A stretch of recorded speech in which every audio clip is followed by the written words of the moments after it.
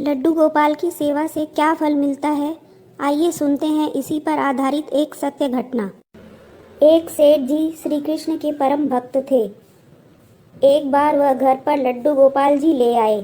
सेठानी से कहने लगे कि इनकी सेवा करना, इनको सुबह शाम भोग लगाना।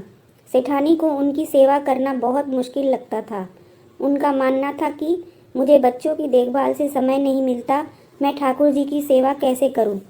एक दिन उसने लड्डू गोपाल जी को अपने बंगले के बगीचे में मिट्टी खोदकर दबा दिया। अपने पति को कहा कि लड्डू गोपाल जी चोरी हो गए। सेठ जी ने बहुत दुख हुआ, लेकिन ठाकुर जी की इच्छा मानकर मन महसूस कर रह गए। उनके घर में एक माली बगीचे की देखभाल के लिए अक्सर आता। उसे बगीचे का वह भाग आकर्षित करता जहाँ सेठानी ने लड्डू गोपाल जी को दबाया था। एक दिन उसने उस भाग को खोदा तो उसे लड्डू गोपाल जी मिल गए। वह भागा भागा सेठानी जी के पास आया और उत्साहित होकर सेठानी को बताने लगा कि देखो, मुझे बगीचे में से लड्डू गोपाल जी मिले हैं। सेठानी ने उसी समय उसे नौकरी से निकाल दिया और कहा कि अपने लड्डू गोपाल जी को भी लेते जाओ। सेठानी ने आस पड़ोस के घरों में यह बात फैला दी कि यह माली चोर है, इसलिए सभी ने उसे काम से निकाल दिया। सेठानी के मन में था कि कहीं माली बगीचे में से ठाकुर जी मिलने की बात उसके पति को न बता दे, इसलिए उसने यह सारा षड्यंत्र रचा। माली मायूस होकर घर चला गया और पत्नी को लड्डू गोपाल सौंपकर रोने लगा।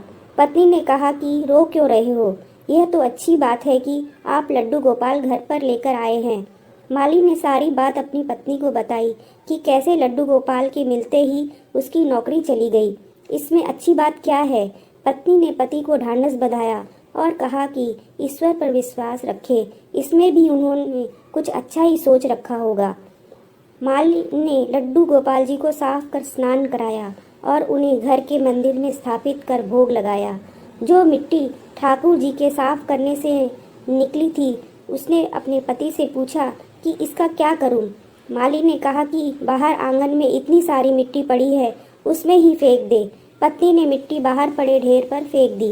अब माली का 2 वक्त का गुजारा भी बहुत मुश्किल से हो रहा था, क्योंकि उसके चोर होने की झूठी खबर के कारण उसे सभी ने नौकरी से निकाल दिया था।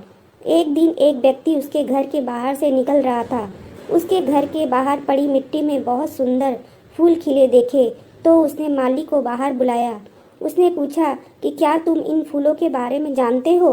माली ने कहा कि मैंने यहाँ यह फूल उगने से पहले कभी नहीं देखे थे, मुझे इन फूलों के बारे में कोई जानकारी नहीं है।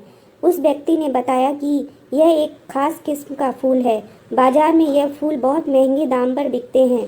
माली ने जब फूल के बारे में जानकारी इकट्ठी की तो उस व्यक्ति की बात सच निकली। वो फूल खास किस्म के थे और बहुत महंगे दाम पर बिकते थे। अब उसने उन फूलों की खेती बड़े पैमाने पर करनी शुरू कर दी। कुछ ही वर्षों में वह धनवान बन गया। उन दोनों पति पत्नी ने निश्चय किया कि ठाकुर जी की सेवा में विघ्न न आए, इसलिए हम बच्चा नहीं करेंगे, ठाकुर जी की सेवा हम बच्चे की तरह करेंगे। एक दिन उस माली के घर पर एक भिखारिन भीख मांगने आई। माली ने उसे पहचान लिया। माली ने कहा कि सेठानी जी, आप भीख क्यों मांग रही हैं। भिखारिन ने कहा कि मैं तुम्हें पहचान नहीं पाई। माली ने कहा कि मैं वही माली हूँ जिसे आपने चोरी का झूठा इल्जाम लगाकर नौकरी से निकाल दिया था। मैं आज तक इस बात से परेशान हूँ कि आपने ऐसा क्यों किया था। तब सेठानी ने कहा कि मेरे पति की मृत्यु हो गई है और जिन बच्चों की देखभाल करने के लिए मैंने ठाकुर जी को मिट्टी में दबाया था, उन्होंने मुझे घर से निकाल दिया। मैं अब भीख मांगकर गुजारा करती हूँ। मैंने तुम पर झूठा इल्जाम इसलिए लगाया था कि कहीं बगीचे में से लड्डू गोपाल निकलने